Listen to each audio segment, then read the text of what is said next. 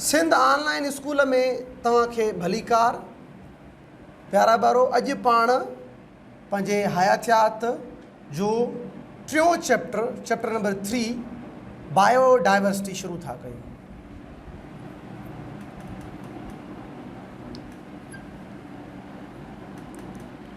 Biodiversity सिंधीअ में जंहिंखे पाण हयातियाती फ़र्क़ु था चऊं। हिन धरतीअ ते लखें करोड़े क़िस्मनि जा जानदार मौजूदु आहिनि। जानवर आहिनि, ॿूटा आहिनि, फंजाई आहे, एल्जी आहे, यूनिसेल्युलर आहिनि, हिकु घरड़े वारा आहिनि, मल्टी सेल्युलर घण घरड़े वारा आहिनि, कॉलोनियल आहिनि। इहे सभई जानदार हिक ॿिए खां मुख़्तलिफ़ आहिनि, यानी फ़र्क़ु रखनि था।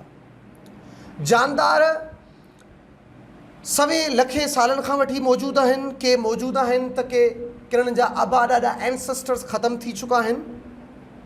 इहो सिलसिलो जारी आहे। पाण बायोडाइवर्सिटी खे अगरि ॾिसूं त इनखे डिफाइन कीअं कंदासीं। सभ खां पहिरीं इनखे लिखूं त ॾिसो, बायोडाइवर्सिटी ॿिनि लफ़्ज़नि जो ठहियलु आहे। बायो मीन लाइफ, ज़िंदगी। Diversity mean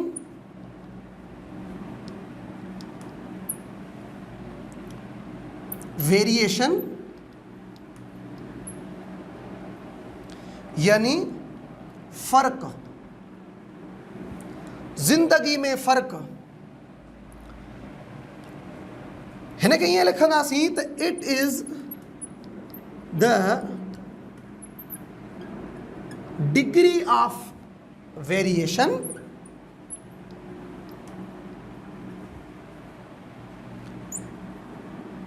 among species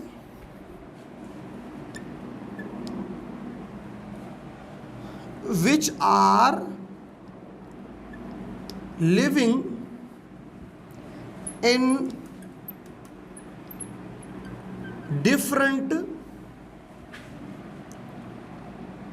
regions of earth।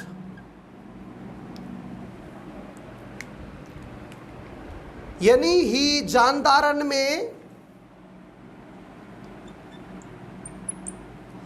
फ़र्क़ जी हद आहे।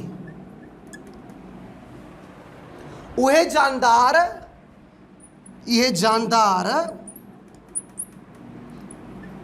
जेके हिन धरतीअ जे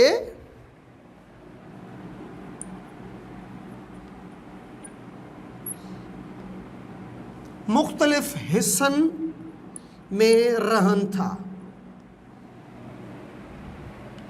ॾिसो, जानदार के पाणीअ में रहनि था, के ख़ुश्कीअ ते, के जबलू इलाइक़नि में, के जंगलनि में, त के सहरा ऋणपट में रहनि था।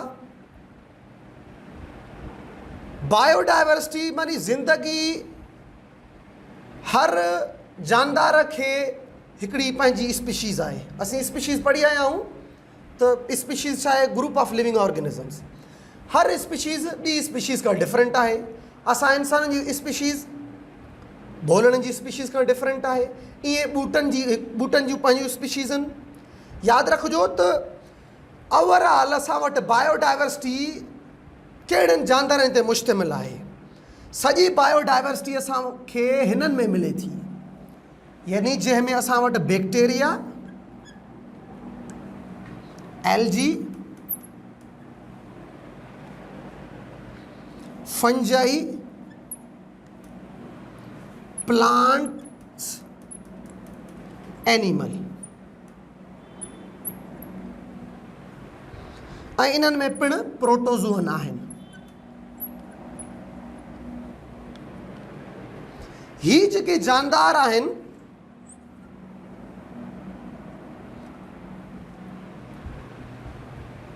इन्हनि जूं मुख़्तलिफ़ स्पीशीज़ आहिनि। हाणे ॾिसो, मिसाल जे तौर ते प्लांट्स ॿूटा आहिनि त वरी सभई ॿूटा हिकु जहिड़ा न आहिनि। बूटनि में ॿ स्पीशीज़ आहिनि, हिकिड़ा पाणीअ वारा बूटा जस्ट जेके पाणी में रहनि, ॿिया ख़ुश्की वारा ट्रैक्योफाइट्स, ब्रायोफाइट्स। जानवर आहिनि त सभई जानवर हिकु जहिड़ा न आहिनि, उन्हनि में ख़ुदि फ़र्क़ु आहे। यानी हिकु त ही फंजाई हिन बैक्टीरिया खां मुख़्तलिफ़, ही प्लांट हिन फंजाई खां मुख़्तलिफ़, ईअं ई वरी ही प्लांट्स हिननि एनिमल खां मुख़्तलिफ़। लेकिन वरी अगरि एनिमल्स या प्लांट्स बूटनि खे खणूं त उहे सभई हिकु जहिड़ा न आहिनि, उन्हनि में बि फ़र्क़ु आहे। हयातियाती फ़र्क़ु नालो ई उन शइ जो आहे जंहिंमें जानदार हिक ॿिए खां मुख़्तलिफ़ हुजनि। आहिनि सभु जानदार, सभई पंहिंजी ज़िंदगी गुज़ारनि था, लेकिन फ़र्क़ु रखनि था। चाहे उहे पाण में फ़र्क़ु रखनि, इहे जीअं जानवर, हिकिड़ा किरंगे वारा जानवर, हिकिड़ा बिना किरंगे वारा जानवर, ॿिया बूटा, हिकिड़ा बूटा पाण में मुख़्तलिफ़, हिकिड़ा जानवर पाण में मुख़्तलिफ़, ॿियो त जानवर बूटनि खां मुख़्तलिफ़। त तक़रीबन असांखे 1.5 मिलियन अहिड़ियूं स्पीशीज़ मिली चुकियूं आहिनि जंहिंजा साइंटिफिक नेम साइंस ॾेई चुकी आहे, यानी उन्हनि खे साइंसी नाला आहिनि।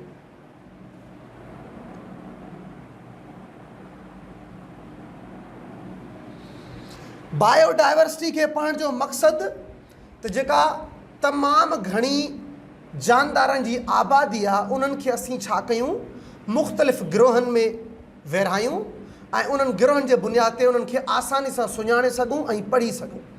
ऐं ॿी हिकिड़ी ॻाल्हि त उन्हनि खे हिक ॿिए जी सुञाणप हुजे, यानी हिकु जानदार ॿिए जानदार खां कीअं धार आहे। मिसाल जे तौर ते असां वटि ॾिसो प्लांट्स आहिनि, बूटा आहिनि, असां वटि एनिमल आहिनि, यानी जानवर आहिनि। असांखे ख़बर आहे त ही प्लांट ऐं एनिमल हिक ॿिए खां धार आहिनि, छाकाणि त जानवर घुमी फिरी सघनि था, बूटा घुमी फिरी नथा सघनि। हिननि जे सेल में सेलवाल थिए थी, हुननि जे सेल में सेलवाल नथी थिए। लेकिन इन खां अलावा बूटा पिणु वरी हिकिड़ा ब्रायोफाइट्स आहिनि, ॿिया ट्रेक्योफाइट्स आहिनि,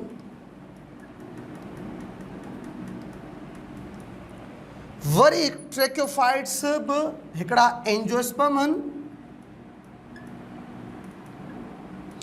ॿिया जैम्नोस्पर्म आहिनि। एनिमल्स में बि हिकिड़ा इनवर्टिब्रेट आहिनि,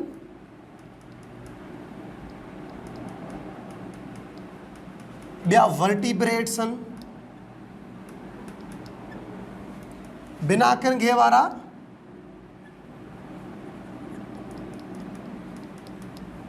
किरंगे वारा,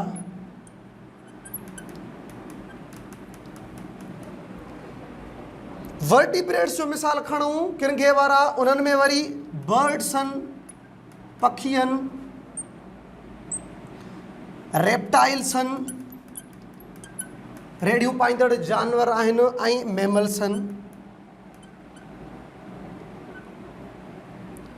त ॾिसो, जानवर एनिमल त प्लांट्स बूटनि खां मुख़्तलिफ़ थियनि था, हिननि में फ़र्क़ु आहे। लेकिन छा बूटा सभई हिकु जहिड़ा आहिनि? न। ट्रेक्योफाइट्स ऐं ब्रायोफाइट में फ़र्क़ु आहे। ईअं ई वरी ट्रेक्योफाइट वारी कैटेगरी में जेम्नोस्पर्म, एंजियोस्पर्म में पाण में फ़र्क़ु आहे। जानवरनि में असां इनवर्टिब्रेट खणूं, बिना किरंगे वारा, वर्टिब्रेट किरंगे वारा खणूं, त ही वर्टिब्रेट किरंगे वारा बिना किरंगे वारनि जानवरनि खां मुख़्तलिफ़ आहिनि, छाकाणि हिन में वार्म्स अचनि था, कीड़ा अचनि था, इंसेक्ट अचनि था, जीत अचनि था।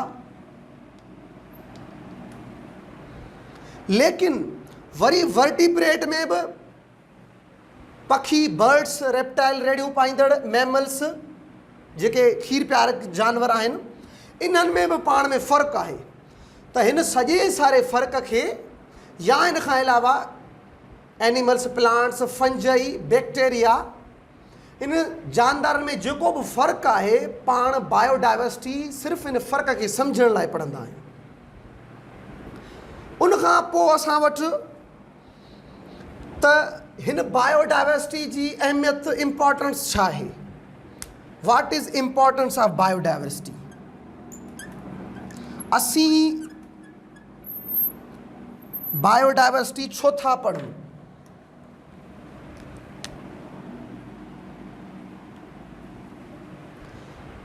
अहमियत उन्हनि जी इहा हुआ त बायोडाइवर्सिटी असांखे मुख़्तलिफ़ क़िस्मनि जा प्रोडक्ट्स ॾिए थी. असांजे इकोसिस्टम खे स्टेबलाइज़ करे थी. असांखे मेडिसिन मुहैया करे थी. ऐं असांजे माहौल में ब्यूटी यानी ख़ूबसूरती पिणु आणे थी. हाणे ॾिसो प्रोडक्ट में असां वटि ॿूटा प्लांट्स बायोडाइवर्सिटी जो हिसो आहिनि. असांखे रंग मिले थो, ऑयल तेल मिले थो, रबड़ मिले थो, पाणीअ मिले थो, फूड खाधो मिले थो. कंहिं माहौल में असांजे हिन माहौल में बायोडाइवर्सिटी में ॿूटा उन्हनि जो हिकिड़ो हिसो आहिनि ऐं इहे सभई शयूं असांखे ॿूटा ॾियनि था. इकोसिस्टम में इहे कीअं मददगार आहिनि त जेके शयूं असां इस्तेमालु कयूं था, मिसाल जे तौर ते असां पॉल्यूशन पैदा कयूं था, गदलाण असां पैदा कयूं था, इहे छा था कनि. ॿूटा कार्बन डाइऑक्साइड खे जज़ब कनि था यानी पॉल्यूशन खे घटाइनि था ऐं उनखां अलावा रिसाइक्लिंग कनि था. Recycling of different material.